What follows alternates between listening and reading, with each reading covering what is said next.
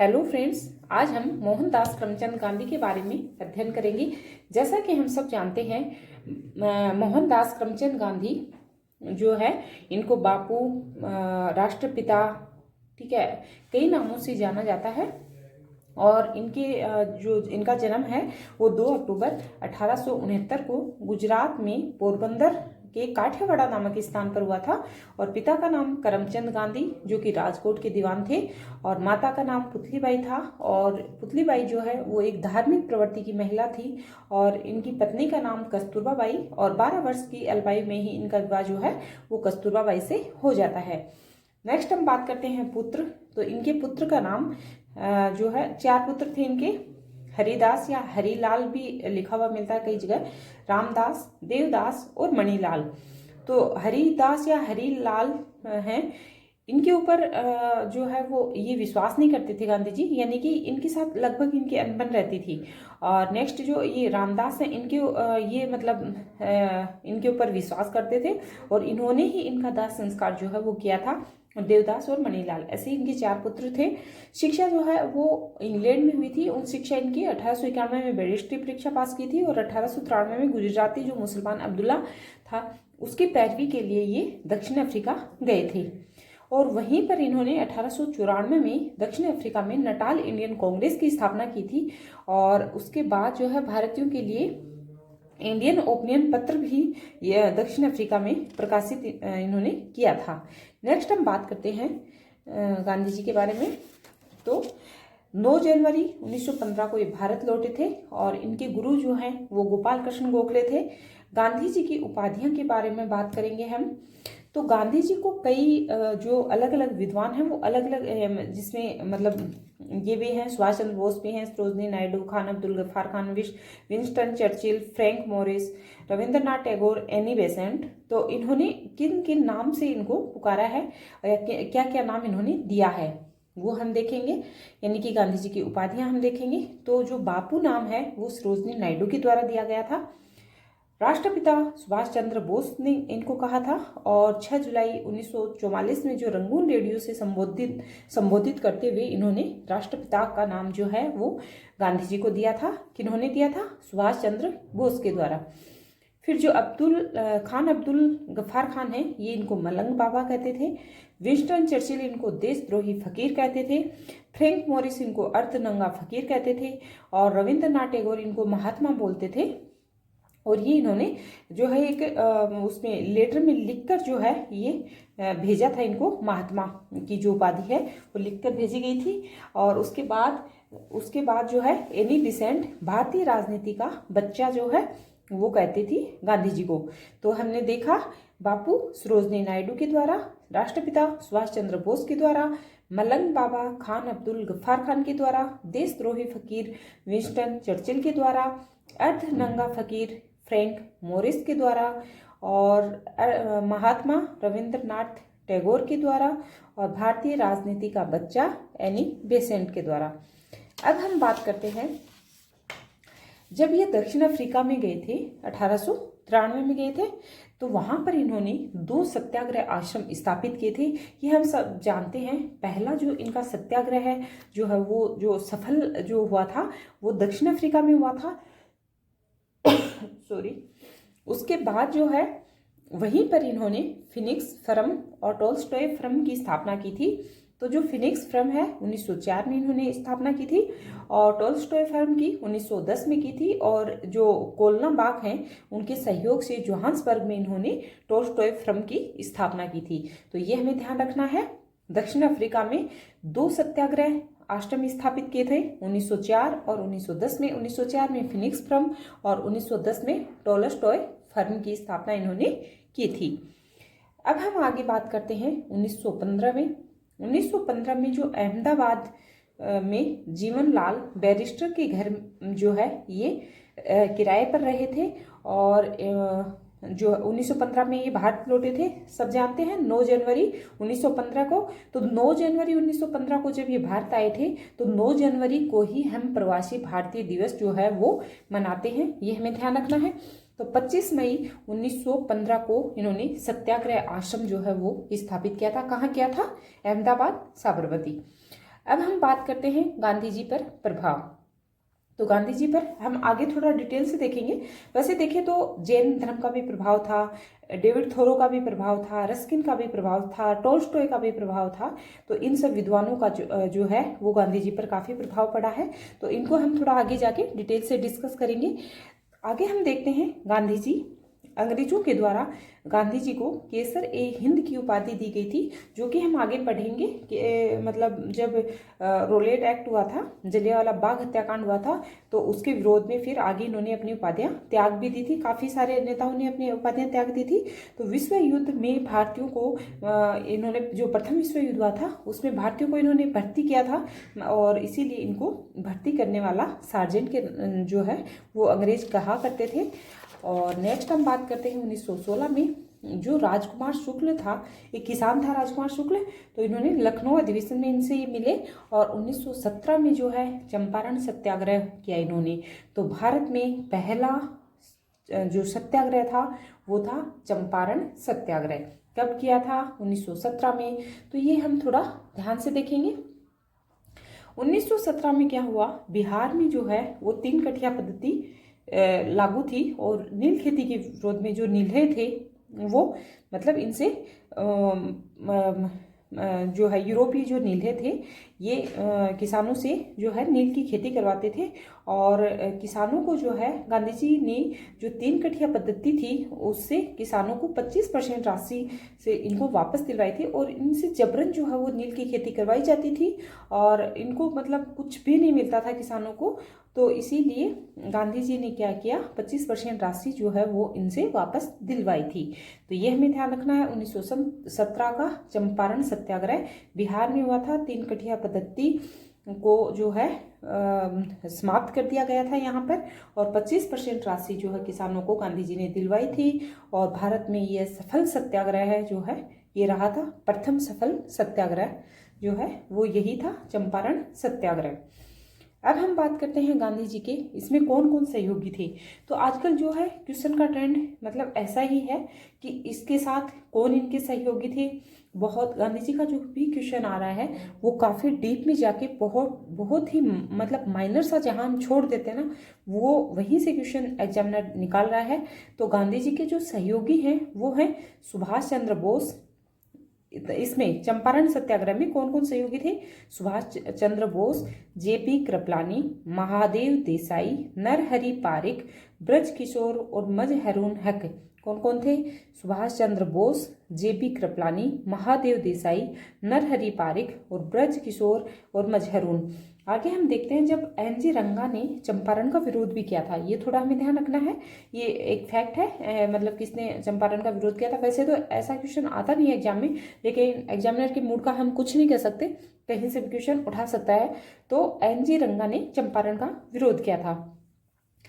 तो हम लोगों ने देखा 1917 में जो चंपारण सत्याग्रह था वो भारत में प्रथम सफल सत्याग्रह था, और इसमें 3 कठिया पद्धति को समाप्त कर दिया गया था, और 25% राशि जो है वो गांधी जी के द्वारा किसानों को वापस दिलवाई गई थी। और इसमें यूरोपियन जो नीलहे थे वो जबरन जो है वो किसानों से नील की खेती करवाते थे। तो ये 3 कठिया पद्धति जो है वो समाप्त कर दी गई थी। कब से? चंपारण सत्याग्रह से। अब हम आगे बात करते हैं जो 1918 का जो खेड़ा आंदोलन हुआ था, वो फसल नष्ट होने पर भी जो है वो किसानों से भू राजस्व जो अधिक लिया जाता था। और इसमें जो है वो गांधी जी का सहयोग किस किसने किया था? सरदार वल्लभ भाई पटेल ने, इंदुलाल याग्निक ने। तो ये हमें ध्यान रखना है। जो खेड़ा आंदोलन है इसमें किस किसने सहयोग दिया? सरदार वल्लभ भाई पटेल ने और इंदुलाल याग्निक ने। अब हम बात करते हैं 1918 का अहमदाबाद मिल मजदूरों का आंदोलन था, और इसमें ना प्लेग बोनस का मुद्दा था, और उसी को लेते हुए मजदूरों ने कहा था कि हमें 50% बोनस दिया जाए, जबकि जो मालिक हैं वो कह रहे थे 20% बोनस हम देंगे इसके लिए। तो फिर इस तरीके से वहाँ पर गांधी जी जो है भूख हड़ताल पर बैठे, और फिर लास्ट में जाके 35% जो है वो मिल मजदूरों को जो बोनस है वो दिया गया था। और इसमें ना गांधी जी को अनसुईया बेन का सहयोग भी मिला था, और पहली बार अहमदाबाद में गांधी जी भूख हड़ताल पर बैठे थे, यह हमें ध्यान रखना है। तो इस प्रकार से। और जो हार्डिमन है वो गांधी जी का जो प्रथम सफल आंदोलन है वो खेड़ा आंदोलन, यानी कि जो फसल भू राजस्व वाला है, इसको सफल आंदोलन मानते हैं। ये हमें थोड़ा ध्यान रखना है, ये काफ़ी इंपॉर्टेंट फैक्ट है कि हार्डिमन ने कौन से आंदोलन को, गांधी जी के कौन से आंदोलन को प्रथम सफल आंदोलन माना, तो खेड़ा आंदोलन को। वैसे अगर हम बात करते हैं तो इंडिया में गांधी जी का प्रथम जो सफल सत्याग्रह जो आंदोलन था वो कौन सा था? वो था 1917 का जो चंपारण सत्याग्रह था वो था। तो हमें ध्यान रखना है तीनों सत्याग्रह जो आंदोलन थे उनको क्रम से भी हमें ध्यान रखना है। सबसे पहला 1917 में चंपारण सत्याग्रह, दूसरा 1918 में खेड़ा आंदोलन, और तीसरा 1918 में अहमदाबाद मिल आंदोलन। तो हमें ये ध्यान रखना है। अब हम नेक्स्ट बात करते हैं 17 मार्च 1919 को जो है सर सिडनी रोलेट की अध्यक्षता में रोलेट एक्ट जो है वो मतलब केंद्रीय विधान परिषद में पास कर दिया गया था और भारतीयों ने इसका विरोध किया था। तो ये हमें ध्यान रखना है। 17 मार्च 1919 को सर सिडनी रोलेट की अध्यक्षता में जो है रोलेट एक्ट केंद्रीय विधान परिषद में पास कर दिया गया था और भारतीयों के द्वारा इसका विरोध किया गया था।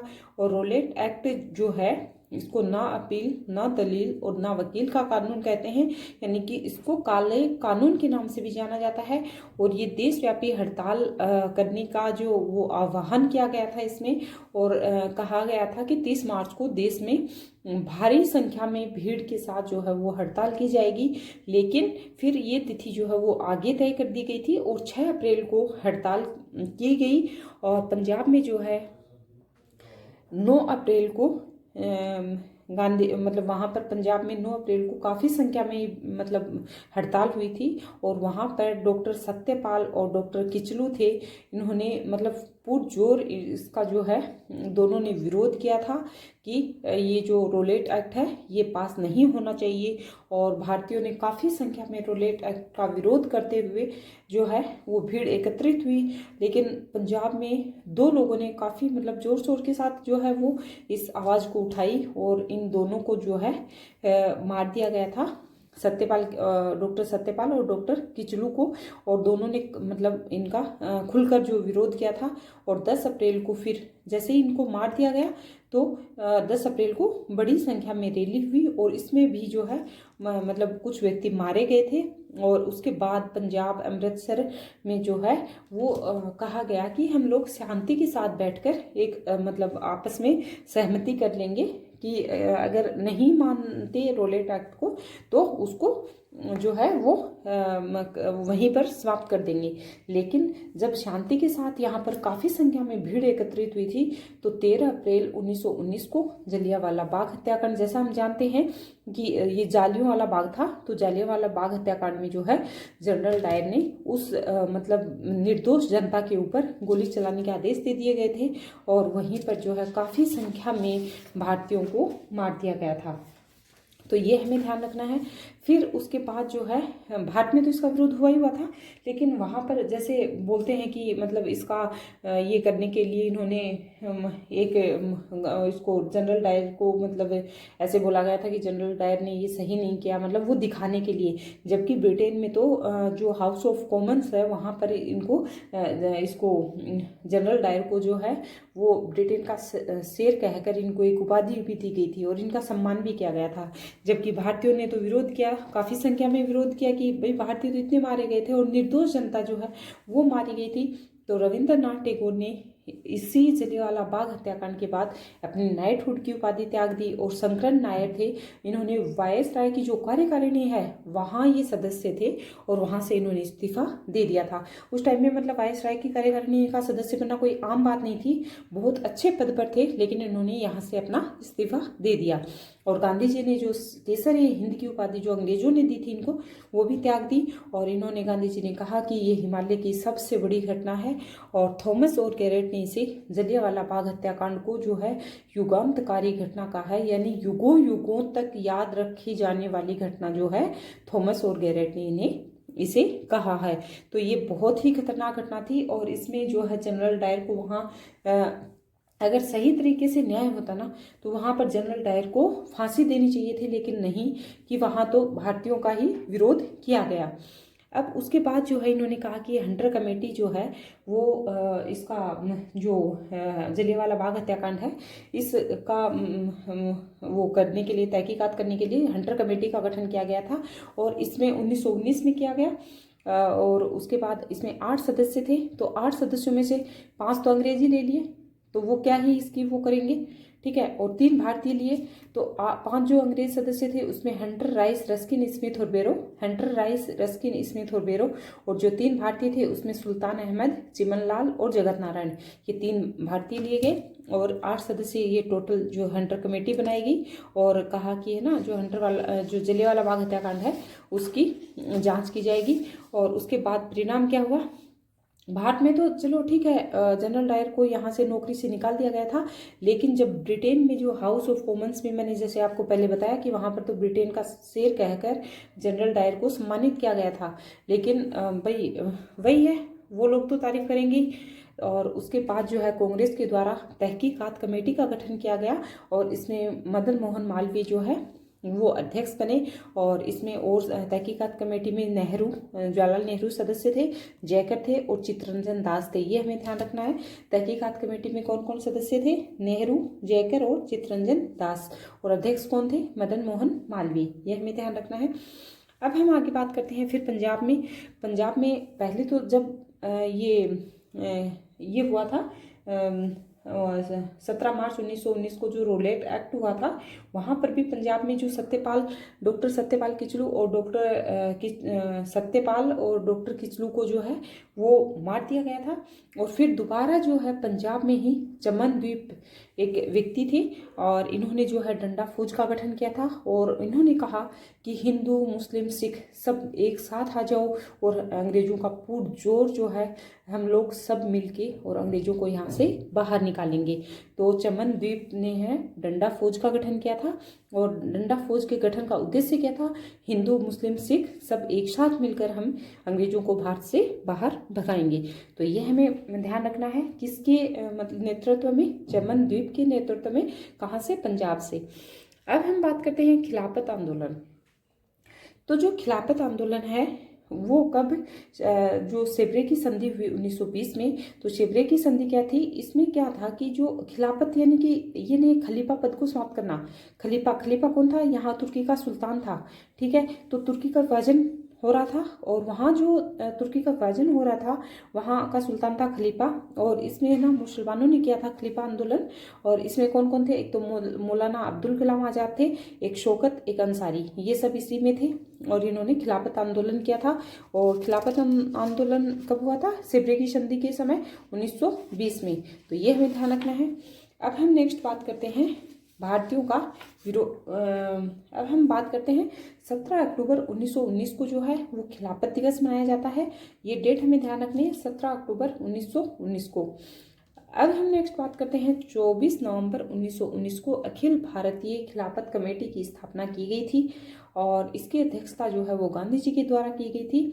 और किस लिए की गई थी, ये खिलाफत जो आंदोलन था उसी की तहकीकात करने के लिए अखिल भारतीय खिलाफत कमेटी की स्थापना की गई, अध्यक्षता गांधी जी के द्वारा की गई। ये डेट काफ़ी मतलब कई बार कंट्रोवर्सी रहती है इसमें, 23 नवंबर भी कई बुक्स में है और 24 नवंबर भी, लेकिन हमें ध्यान रखना है अखिल भारतीय खिलाफत कमेटी का जो स्थापना है वो 1919 में, और कब, खिलाफत आंदोलन के बाद यानी कि नवंबर में, ठीक है, ये हमें ध्यान रखना है। तो खिलाफत दिवस तो मनाया जाता है 17 अक्टूबर को, तो 1919 की ये घटना है, तो उसके बाद की डेट हमें थोड़ा ध्यान रखनी है। अब हम नेक्स्ट बात करते हैं सितंबर 1920 में कलकत्ता में जो है वो कांग्रेस का विशेष अधिवेशन बुलाया गया था। जैसा हम सब जानते हैं जो कांग्रेस के जो अधिवेशन थे वो दिसंबर माह में होते थे, लेकिन कोलकाता में कांग्रेस का विशेष अधिवेशन, जब कोई मतलब ऐसा कार्य हो जाता है या मतलब जरूरत पड़ती है कि जल्दी कांग्रेस अधिवेशन बुलाना चाहिए तो विशेष अधिवेशन बुला सकते हैं। तो सितंबर 1920 में कलकत्ता में जो कांग्रेस का विशेष अधिवेशन बुलाया गया और इसकी अध्यक्षता लाला लाजपत राय ने की थी। और कारण क्या था बुलाए जाने का विशेष अधिवेशन, तो पंजाब में जो हत्याकांड हुआ था, मैंने आपको बताया कि डॉक्टर सत्यपाल और डॉक्टर किचलू को वहाँ मार दिया गया था, और खिलाफत की ज्यादती, क्योंकि खिलाफत की ज्यादती ही हुई थी यहाँ पर। खिलाफत मतलब क्या था, उसके बीच में कुछ वो नहीं था। फिर है स्वराज और स्वशासन का विरोध। और गांधी जी कहते थे कि जो ब्रिटिश शासन के साथ जो स्वशासन है वो हमें नहीं चाहिए, हमें तो अपना पूर्ण स्वराज्य चाहिए, और पूर्ण स्वराज चाहिए, पूर्ण स्वशासन चाहिए, खुद का ही चाहिए। अंग्रेजी शासन के साथ हमें ना तो स्वशासन की चाहिए ना स्वराज चाहिए, तो ये हमें ध्यान रखना है। अब हम बात करते हैं जो चित्तरंजन दास थे, इन्होंने इस अधिवेशन का विरोध किया था। कौन से अधिवेशन का? कलकत्ता के जो कांग्रेस ने जो विशेष अधिवेशन बुलाया था, इसका विरोध किया। लेकिन कुछ 2-4 महीने बाद जो है वो वापस इससे सहमत भी हो जाते हैं, और ये प्रस्ताव जो है वो गांधी जी के द्वारा ही लिखा गया था। ये भी थोड़ा हमें ध्यान रखना है। अब हम बात करते हैं 1920 में जो कांग्रेस अधिवेशन हुआ था। दोबारा 1920 में सितंबर में तो विशेष अधिवेशन बुलाया गया, और जब दिसंबर में जो अधिवेशन होना था उसकी अध्यक्षता वीर राघवाचार्य के द्वारा की गई, और यह असहयोग प्रस्ताव जो है इसमें पारित किया गया। तो इसमें क्या कहा गया? असहयोग जो प्रस्ताव 1920 में जो असहयोग आंदोलन को लेकर ये मांग कर रहे थे वो प्रस्ताव पारित किया गया, और नागपुर में जो है ये अधिवेशन बुलाया गया था। कब बुलाया गया था, कहाँ बुलाया गया था? नागपुर में।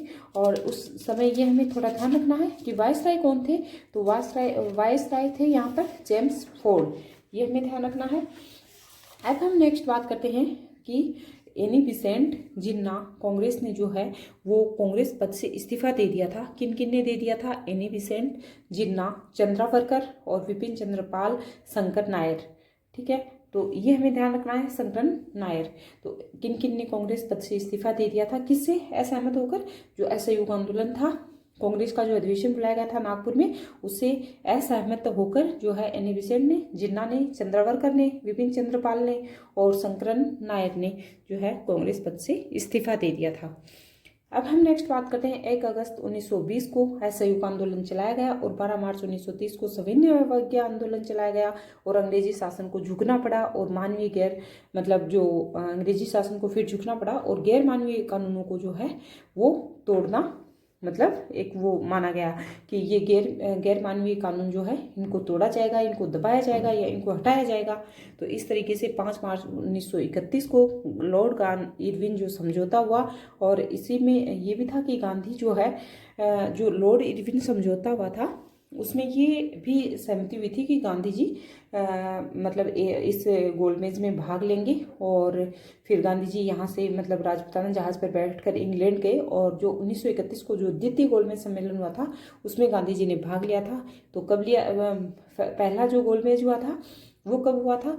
1930 में, दूसरा 1931 में, और तीसरा 1932 में। तो इस तरीके से जो दूसरा गोलमेज सम्मेलन हुआ था उसमें गांधी जी ने भाग लिया था 1931 में, और ये राजपुताना जहाज पर बैठकर इंग्लैंड गए थे।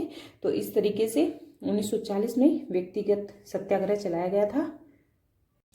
और जब 1940 को जो व्यक्तिगत सत्याग्रह चलाया गया था ये हम लोगों ने देखा, और उसके बाद हम बात करते हैं इसमें प्रथम सत्याग्रही की बात करें कि प्रथम सत्याग्रही कौन थे, तो विनोबा भावे। द्वितीय सत्याग्रही कौन थे, तो जवाहरलाल नेहरू। और तृतीय सत्याग्रही कौन थे, तो ब्रह्मदत्त। तो ये हमें ध्यान रखना है, कई बार इनका क्रम पूछ लिया जाता है। तो विनोबा भावे प्रथम सत्याग्रही, द्वितीय जवाहरलाल नेहरू और तीसरे ब्रह्मदत्त। तो इस प्रकार से हमें ध्यान रखना है। आगे हम नेक्स्ट बात करते हैं 8 अगस्त 1942 को भारत छोड़ो आंदोलन, जो कि एक नेतृत्व विहीन आंदोलन था, और हमने देखा कि यहाँ पर बहुत सारे नेताओं को जो है वो गिरफ्तार कर लिया गया था अंग्रेजी शासन के द्वारा। तो इस तरीके से 8 अगस्त 1942 को भारत छोड़ो आंदोलन चलाया गया था, और 30 जनवरी 1948 को जो है नाथूराम गोडसे के द्वारा गांधी जी की हत्या कर दी गई थी। और इनके निजी सचिव हमें ध्यान रखने हैं जो कि एग्जाम की दृष्टि से काफी इंपॉर्टेंट है, महादेव देसाई, प्यारेलाल और वी कल्याणम। तो जो महादेव देसाई हैं ये काफी लंबे समय तक इनके सचिव रहे हैं, और एक हैं प्यारेलाल और वी कल्याणम। तो ऐसे क्वेश्चन भी एग्जाम में पूछे जाते हैं, तो ये हमें ध्यान रखना है कौन कौन थे निजी सचिव, महादेव देसाई, प्यारेलाल और वी कल्याणम। अब हम नेक्स्ट बात करते हैं गांधी जी की प्रमुख पुस्तकें। तो गांधी जी की जो प्रमुख पुस्तकें हैं उसमें खादी, आत्मशुद्धि, हिंद स्वराज जो कि मूल रूप से तो गुजराती में लिखी गई थी, लेकिन जो सर देसाई है उन्होंने जो है वो अंग्रेजी में इसका अनुवाद किया और 1909 से 1910 तक जो है इस बुक पर प्रतिबंध भी लगा दिया गया था। और 1910 में प्रतिबंध लगाया गया, 1909 में ये प्रकाशित हुई थी। और आधुनिक सभ्यता जो है, आधुनिक सभ्यता, मशीनीकरण और स्वराज पर विचार जो है वो इस बुक में दिए गए हैं। तो ये हमें ध्यान रखना है। हिंद स्वराज बुक कब प्रकाशित हुई? 1909 में। 1910 में इस पर प्रतिबंध लगा दिया गया और मूल रूप से अंग्रेजी गुजराती में लिखी गई थी, लेकिन सरदेसाई ने अंग्रेजी में अनुवाद भी किया था। और इस बुक में जो है आधुनिक सभ्यता, मशीनीकरण और स्वराज पर विचार दिए गए हैं। 4 दिन की बुक है, युद्ध, शांति और युद्ध में अहिंसा। क्या नाम है बुक का? युद्ध, शांति और युद्ध में अहिंसा, सत्याग्रह, सर्वोदय, गीता बोध, राष्ट्रवाणी, सत्य के साथ मेरे प्रयोग। जो सत्य के साथ मेरे प्रयोग बुक है ये भी मूलतः गुजराती में है और बाद में अंग्रेजी में अनुवाद किया गया। और बचपन से जो 1921 तक का जीवन का वर्णन जो है वो गांधी जी के द्वारा इस बुक में किया गया है। तो सत्य के साथ मेरा प्रयोग मूलतः गुजराती में, बाद में अंग्रेजी में अनुवाद किया गया। और बचपन से लेकर 1921 तक के जो जीवन का वर्णन है, यानी कि 1869 से लेके 1921 तक के जीवन का वर्णन इस बुक में किया गया है। अब हम नेक्स्ट बात करते हैं नैतिक धर्म, सत्य ही ईश्वर है और पथ वे ऑफ गॉड 1971 में गांधी जी के द्वारा लिखी गई थी, गांधी जी के ऊपर लिखी गई थी। तो अब हम बात करते हैं जो है कौन कौन सी प्रमुख पुस्तकें हैं। खादी, आत्मशुद्धि, हिंद स्वराज, युद्ध, शांति और युद्ध में अहिंसा, सत्याग्रह, सर्वोदय, गीता बोध, राष्ट्रवाणी, सत्य के साथ मेरा प्रयोग, नैतिक धर्म और सत्य ही ईश्वर है। तो इस प्रकार से हम लोगों ने गांधी जी की प्रमुख पुस्तकें देख ली हैं। अब हम जो है, ये काफ़ी लंबा वीडियो हो जाएगा, तो अब हम अगले पार्ट में गांधी जी को 2 पार्ट में हम देखेंगे। अगले पार्ट में हम गांधी जी के द्वारा प्रकाशित पत्र हैं, उनके ऊपर जो बुक्स लिखी गई हैं वो, और उन पर किन किन व्यक्तियों का प्रभाव था वो, और फिर उनके विचार जो है वो हम देखेंगे। तो इसके लिए वो नेक्स्ट पार्ट में देखेंगे। ओके, होप करती हूँ कि आपको यहाँ तक का समझ में आया होगा। Okay friends, thanks.